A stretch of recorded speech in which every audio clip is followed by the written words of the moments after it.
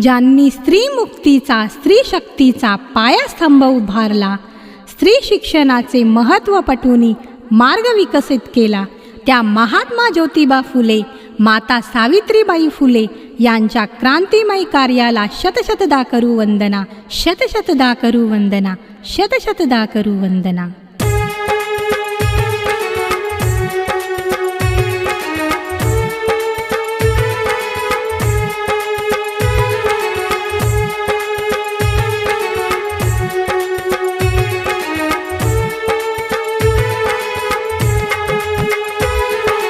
अंधारलेल्या होत्या राती,